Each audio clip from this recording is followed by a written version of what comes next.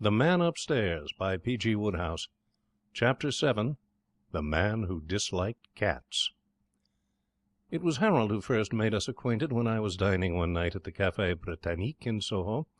It is a peculiarity of the Café Britannique that you always find flies there, even in the winter. Snow was falling that night as I turned in at the door, but glancing about me I noticed several of the old faces. My old acquaintance, Percy the Bluebottle, looking wonderfully fit despite his years, was doing deep breathing exercises on a mutton cutlet, and was too busy to do more than pause for a moment to nod at me. But his cousin Harold, always active, sighted me and bustled up to do the honours. He'd finished his game of touch last with my right ear, and was circling slowly in the air while he thought out other ways of entertaining me, when there was a rush of air, a swish of napkin, and no more Harold. I turned to thank my preserver, whose table adjoined mine. He was a Frenchman, a melancholy-looking man. He had the appearance of one who was searching for the leak in life's gas-pipe with a lighted candle, of one whom the clenched fist of fate had smitten beneath the temperamental third waistcoat button. He waved my thanks aside. "It was a bagatelle," he said. He became friendly. He moved to my table, and we fraternized over our coffee. Suddenly he became agitated. He kicked at something on the floor. His eyes gleamed angrily. "Psst!" he hissed. "Va-t'en!" I looked around the corner of the table and perceived the restaurant cat in dignified retreat. "You do not like cats?" I said. "I hate all animals, monsieur. Cats especially." He frowned. He seemed to hesitate. "I will tell you my story," he said. "You will sympathize. You have a sympathetic face. It is the story of a man's tragedy. It is the story of a blighted life. It is the story of a woman who would not forgive. It is the story of—" "Excuse me, I've got an appointment at 11, I said. He nodded absently, drew at his cigarette, and began. "I have conceived my hatred of animals, monsieur, many years ago in Paris. Animals are to me a symbol for the lost dreams of youth, for ambitions foiled, for artistic impulses cruelly stifled. You are astonished. You ask why I say these things. I shall tell you. I am in Paris, young, ardent, artistic. I wish to paint pictures. I have the genius, the enthusiasm. I wish to be disciple of the great Bouguereau. But no, I am dependent for support upon an uncle. He is rich. He is proprietor of the great hotel Jules Priaulx. My name is also Priaulx. He is not sympathetic. I say, 'Uncle, I have the genius, the enthusiasm. Permit me to paint.' He shakes his head. He says, 'I will give you position in my hotel, and you shall earn your living.' What choice? I weep, but I kill my dreams, and I become cashier at my uncle's hotel at a salary of 35 francs a week. I, the artist, become a machine for the changing of money at a damn bad salary. What would you? What choice? I am dependent. I go to the hotel, and there I learn to hate all animals, cats especially. I will tell you the reason. My uncle's hotel is fashionable hotel. Rich Americans, rich Maharajas, rich people of every nation come to my uncle's hotel. They come, and with them they have brought their pets. Monsieur, it was the existence of a nightmare. Wherever I have looked there are animals. Listen, there is an Indian prince. He has with him 2 dromedaries. There is also one other Indian prince. With him is a giraffe. The giraffe drink every day 1 dozen best champagne to keep his coat good. I, the artist, have my bock, and my coat is not good. There is a guest with a young lion. There is a guest with an alligator. But especially there is a cat. He is fat. His name is Alexander. He belongs to an American woman. She is fat. She exhibits him to me. He is wrapped in a silk and fur creation like an opera cloak. Every day she exhibits him. It is Alexander this and Alexander that, till I hate Alexander very much. I hate all the animals, but especially Alexander. And so, monsieur, it goes on, day by day. In this hotel there is a zoological garden. And every day I hate the animals the more, but especially Alexander. We artists, monsieur, we are martyrs to our nerves. It became insupportable, this thing. Each day it became more insupportable. At night I dream of all the animals, one by one. The giraffe, the 2 dromedaries, the young lion, the alligator. and Alexander, especially Alexander. You have heard of men who cannot endure the society of a cat. How they cry out and jump in the air if a cat is among those present, eh? Your Lord Roberts? Precisely, monsieur. I have read so much. Listen, then. I am become by degrees almost like him. I do not cry out and jump in the air when I see the cat Alexander, but I grind my teeth and I hate him. Yes, I am the sleeping volcano, and one morning, monsieur, I have suffered the eruption. It is like this. I shall tell you. Not only at that time am I the martyr to my nerves, but also to toothache. That morning I have had the toothache very bad. I have been in pain the most terrible. I groan as I add up the figures in my book. As I groan, I hear a voice. Say good morning to Monsieur Priot, Alexander. Conceive my emotions, monsieur, when this fat, beastly cat is placed before me upon my desk. It puts a cover upon it. No, that is not the phrase. The lid. It put the lid upon it. All my smothered hatred of the animal burst forth. I could no longer conceal my hatred. I rose. I was terrible. I seized him by the trail. I flung him. I did not know where. I did not care. Not then. Afterwards, yes, but not then. Your Longfellow has a poem. I shot an arrow into the air. It fell to earth, I know not where. And then he has found it, the arrow in the heart of a friend. Am I right? Also was that the tragedy with me. I flung the cat Alexander. My uncle, on whom I am dependent, is passing at the moment. He has received the cat in the middle of his face. My companion, with the artist's instinct for the curtain, paused.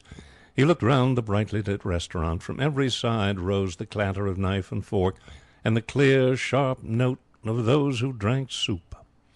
In a distant corner, a small waiter with a large voice was calling the cook names through the speaking tube. It was a cheerful scene, but it brought no cheer to my companion. He sighed heavily and resumed. I hurry over that painful scene. There is a blooming row. My uncle is hot-tempered man. The cat is heavy cat. I have thrown him very hard. For my nerves and my toothache and my hatred have given me the giant strength. Alone is this enough to enrage my hot-tempered uncle. I am there in his hotel, you will understand, as cashier, not as cat-thrower. And now, beside all this, I have insulted the valuable patron. She have left the hotel that day. There are no doubts in my mind as to the outcome. With certainty I await my congé. And after painful scene I get it. I am to go at once. He have assured the angry American that I go at once. He has called me into his private office. Jean, he has said to me, at the end of other things, you are a fool, dolt, no good imbecile. I give you good place in my hotel, and you spend your time flinging cats. I will have no more of you. Even now I cannot forget that you are my dear brother's child, though. I will now give you 1,000 francs and never see you again. I have thanked him, for to me it is wealth. Not before have I ever had 1,000 francs of my own. I go out of the hotel. I go to a cafe and order a bock. I smoke a cigarette. It is necessary that I think out plans. Shall I, with my 1,000 francs, rent a studio in the quarter and commence my life as artist? No. I have still the genius, the enthusiasm, but I have not the training. To train myself to paint pictures, I must study long, and even 1,000 francs will not last forever. Then what shall I do? I do not know. I order one other bock, smoke more cigarettes, but still I do not know. And then I say to myself, I will go back to my uncle and plead with him. I will seize favourable opportunity. I will approach him after dinner when he is in his good temper, but for that I must be close at hand. I must be, what is your expression, the Johnny on the spot. My mind is made up. I have my plan. I have gone back to my uncle's hotel and have engaged not too expensive bedroom. My uncle does not know. He still is in his private office. I secure my room. I dine cheaply that night, but I go to the theatre and also to supper after the theatre, for have I not my 1,000 francs? It is late when I reach my bedroom. I go to bed. I go to sleep. But I do not sleep long. I am awakened by a voice. It is a voice that says, "Move, and I shoot. Move, and I shoot." I lie still. I do not move. I am courageous, but I am unarmed. And the voice says again, "Move, and I shoot." Is it robbers? Is it some marauder who has made his way to my room to plunder me? I do not know. Perhaps I think yes. "Who are you?" I have asked. There is no answer. I take my courage in my hands. I leap from my bed. I dash for the door. No pistol has been fired. I have reached the passage and have shouted for assistance. Hotel officials run up. Doors open. What is it? Voices cry. There is in my room an armed robber, I assure them. And then I have found, no, I am mistaken. My door, you will understand, is open. And as I have said these words, a large green parrot comes hopping out. My assassin is nothing but a green parrot.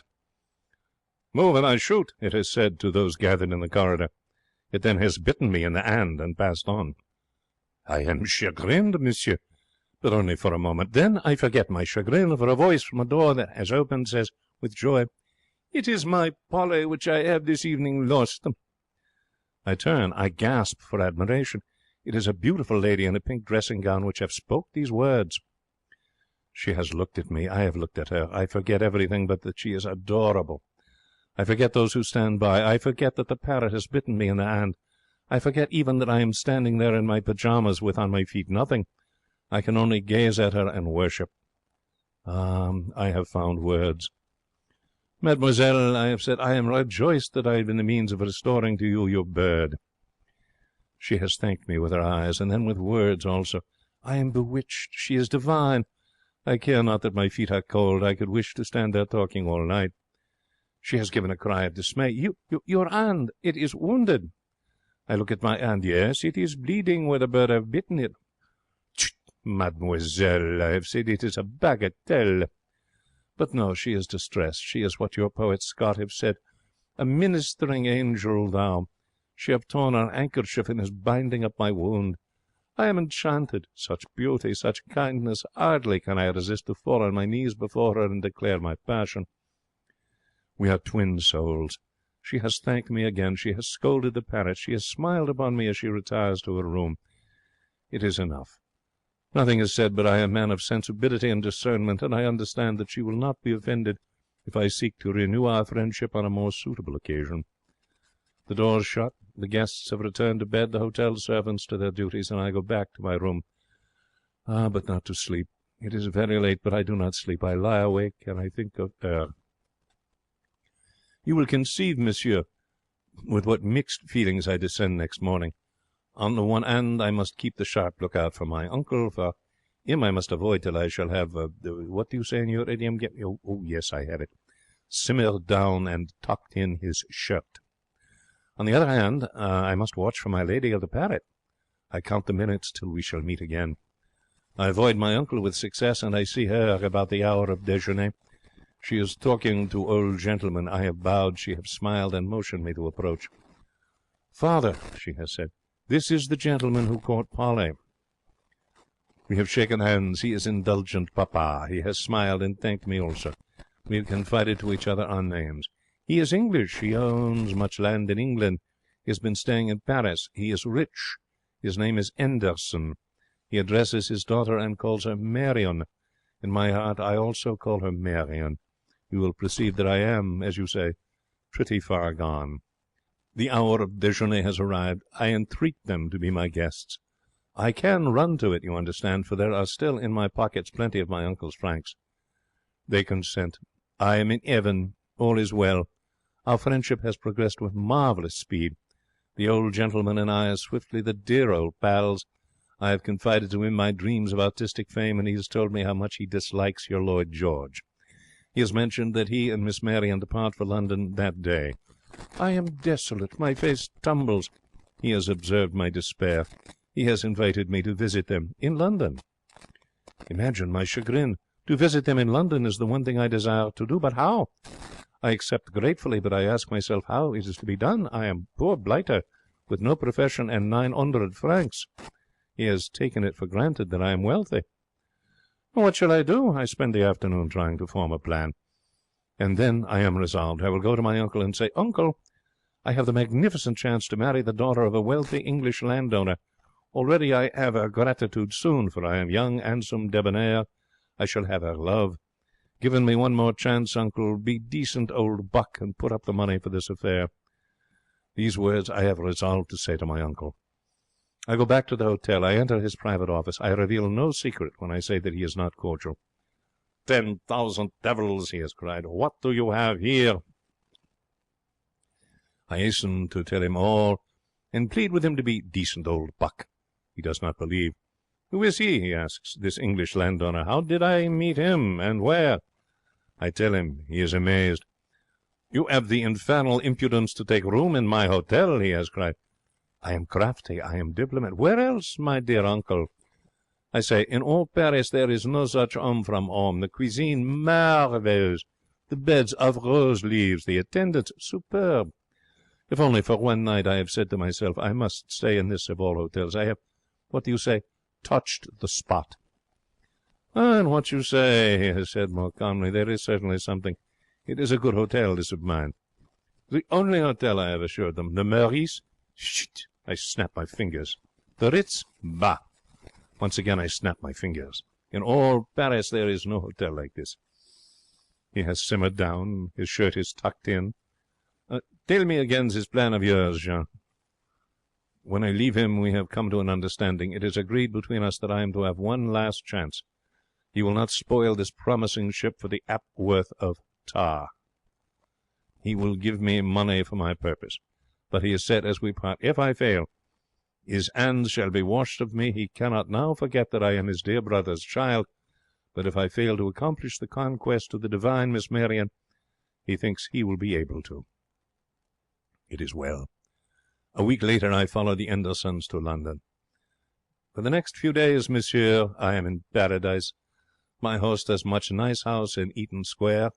He is rich, popular, there is much society, and I have the succès fou. I am young, handsome, debonair. I cannot speak English very well, not so well as I now speak him, but I manage. I get along. I am intelligent, amiable. Everyone loves me. No, not everyone. Captain Bassett, he does not love me. And why? Because he loves the charming Miss Marian, and observes that already I am succeeding with her like a house on fire. He is ami de famille. He is captain of your garde écossais. And my host told me he has distinguished himself as soldier pretty much. It may be so as soldier, perhaps. But at conversation he is not so good. He is quite nice fellow, you understand. Handsome, yes. Distinguished, oh, yes. But he does not sparkle. He is not my verve, my élan. How do you say? I make the rings around him. But, shoot! At that moment, I would have made the rings round the old British Army. Yes, and also the Corps Diplomatique. For I am inspired. Love has inspired me. I am conqueror. But I will not weary you, monsieur, with the details of my wooing. You are sympathetic, but I must not weary you. Let us say that I have in 4 days or 5 made progress the most remarkable, and proceed to the tragic end. Almost I could tell it in 4 words. In them one would say that it is set forth. There was in London at that time popular song, a comic, vulgar song of the Owls, the cat came back. You have heard it? Yes, I heard it myself, and without emotion. It had no sinister warning for me. It did not strike me as an omen, yet in those 4 words, monsieur, is my tragedy. How? Well, I shall tell you. Every word is a sword twisted in my heart, but I shall tell you. One morning, there we were, at tea. All is well. I am vivacious, gay. Miss Marian, charming, gracious. There is present also an aunt, Mr. Enderson's sister, but her I do not much notice. It is to Marian I speak, both with my lips and also with my eyes. As we sit, Captain Bassett is announced. He has entered. We have greeted each other politely but coldly, for we are rivals. There is in his manner also a something which I do not much like, a species of suppressed triumph, of elation. I am uneasy, but only yet vaguely, you will understand. I have not the foreboding that he is about to speak my death sentence. He addresses Miss Marian. There is joy in his voice. Miss Enderson, he has said, I have for you the bally good news. You will remember, isn't it, the cat belonging to the American woman in the hotel at Paris, of which you have spoken to me? Last night at dinner I have been seated beside her. At first I am not certain. Is it she? Then I say that there cannot be 2 Mrs. Balderstone rock-metallers in Europe. So I mention to her the cat. And to cut the long story short, I venture to purchase for you as a little present the cat Alexander. I have uttered a cry of horror, but it is not heard because of Miss Marian's cry of joy. "Oh, Captain Bassett," she has said, "how very splendid of you. Ever since I first saw him have I loved Alexander. I cannot tell you how grateful I am, but it amazes me that you should have been able to induce her to part with him. In Paris she has refused all my offers." He has paused, embarrassed. "The fact is," he has said, "there is between her and Alexander a certain coolness. He has deceived her, and she loves him no more. Immediately upon arrival in London, he had the misfortune to have 6 fine kittens. However, out of evil cometh good, and I have thus been able to secure him for you. He is downstairs in a basket. Miss Marion has rung the bell and commanded for him to be brought up instantly. I will not describe the meeting, monsieur. You are sympathetic. You will understand my feelings. Let us hurry on. Figure yourself, monsieur, to what extent I was now harassed. I am artist. I am a man of nerves. I cannot be gay, brilliant, debonair in the presence of a cat. Yet always the cat is there. It is terrible. I feel that I am falling behind in the race. Her gratitude has made her the more gracious to Captain Bassett. She smiles upon him, and, like Chanticleer at the sight of the sun, he flaps his wings and crows. He is no longer the silent listener. It is I who have become the silent listener. I have said to myself that something must be done. Chance has shown me the way. One afternoon I am by fortune alone in the hall. In his cage the parrot Polly is hopping. I address him through the bars. "Move and I shoot," he has cried. The tears have filled my eyes. Oh, it has brought the old scene back to me. As I weep, I perceive the cat Alexander approaching. I have formed a plan. I have opened the cage door and released the parrot.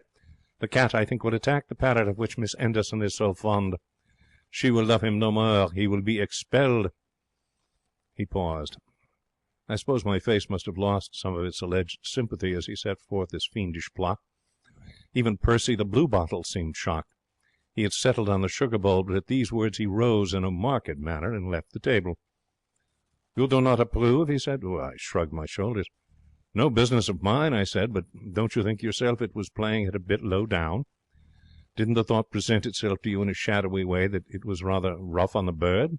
It did, monsieur, but what would you? It is necessary to break eggs in order to make an omelette. All is fair, you say, in love and war, and this was both.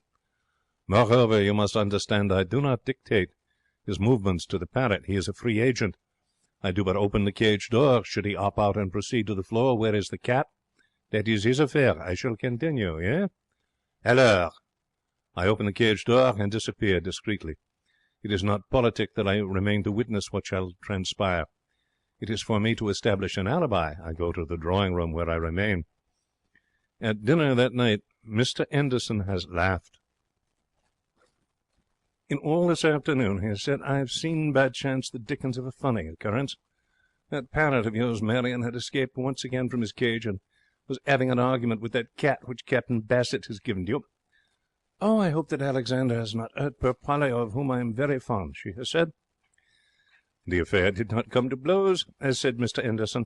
You may trust that bird to take care of himself, my dear. When I came upon the scene, the cat was crouching in a corner with his fur bristling and his back up, while Polly, standing before him, was telling him not to move or he would shoot. Nor did he move till I had seized the parrot and replaced him in the cage, when he shot upstairs like a streak of lightning. By sheer force of character, that excellent bird had won the bloodless victory. I drink to him. You can conceive my emotion as I listen to this tale. I am like the poet's mice and men whose best kid schemes have gone away. I am baffled. I am discouraged. I do not know what I shall do. I must find another plan, but I do not know what. How shall I remove the cat? Shall I kill him? No, for I might be suspect. Shall I hire someone to steal him? No, for my accomplice might betray me. Shall I myself steal him? That is better. That is a very good plan. Soon I have it perfected, this plan. Listen, monsieur. It's as follows. It is simple, but it is good. I will await my opportunity. I will remove the cat secretly from the house. I will take him to an office of the district messenger boys. I will order a messenger to carry him at once to the cat's house, and to request monsieur le directeur immediately to destroy him. It is a simple plan, but it is good. I carry it through without a hitch. It is not so difficult to secure the cat. He is asleep in the drawing-room. There is nobody at hand. I have in my bedroom a hat-box, which I have brought from Paris.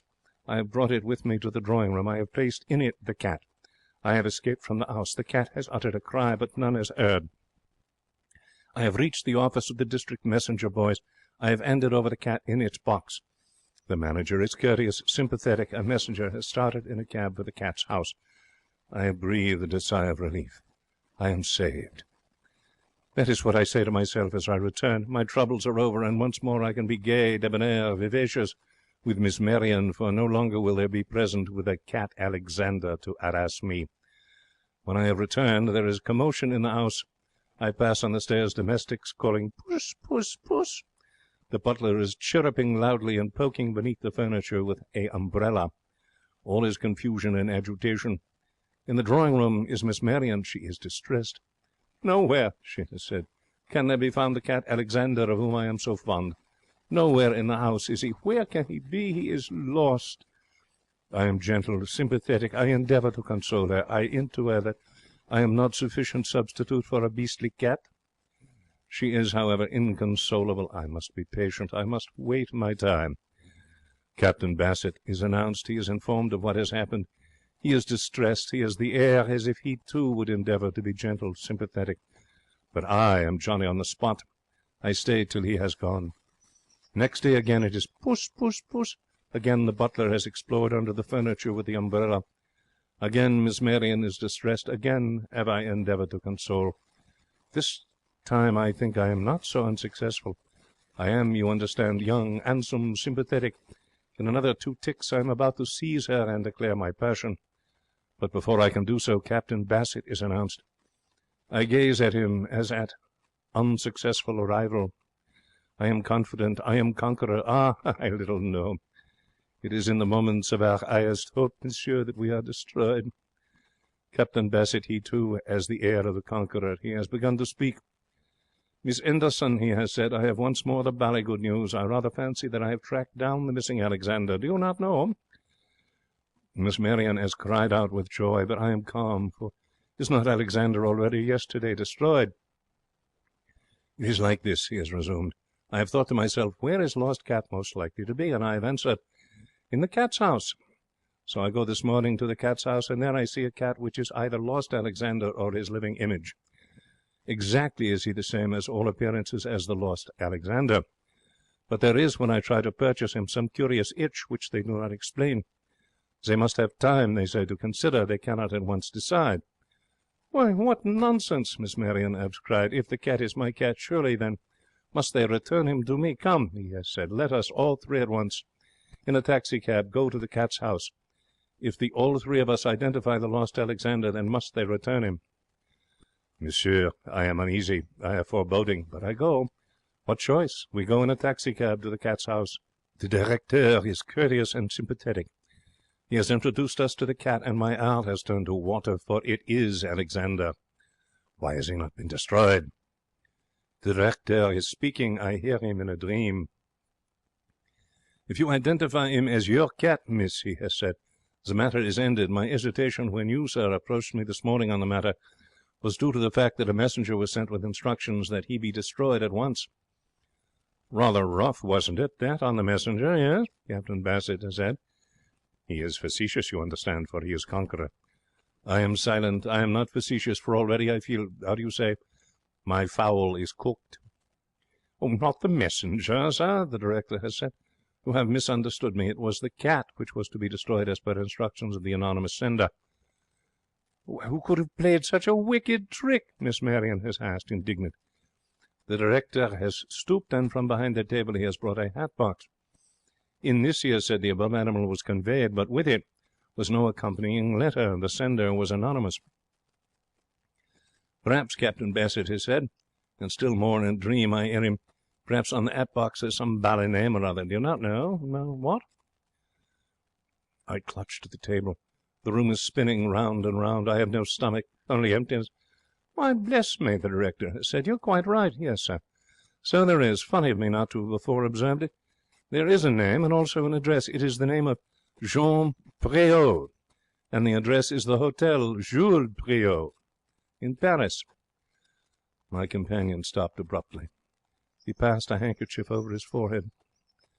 With a quick movement he reached for his glass of liqueur brandy and drained it at a gulp.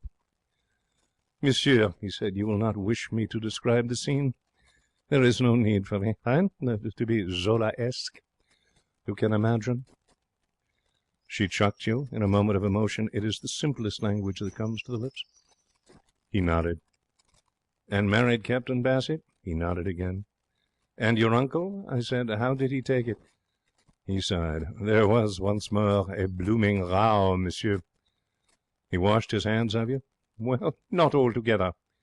He was angry, but he gave me one more chance. I am still his dear brother's child, and he cannot forget it. An acquaintance of his, a man of letters, a Monsieur Paul Sartine, was in need of a secretary. The post was not well paid, but it was permanent. My uncle insisted I take it. What choice? I took it. It is the post which I still hold. He ordered another liqueur brandy and gulped it down. The name is familiar to you? You have heard of Monsieur Sartines? No, I don't think I have. Who is he? He is a man of letters, a savant. For 5 years he has been occupied upon a great work. It is with that I assist him by collecting facts for his use. I've spent this afternoon in the British Museum collecting facts. Tomorrow I go again, and the next day, and again after that.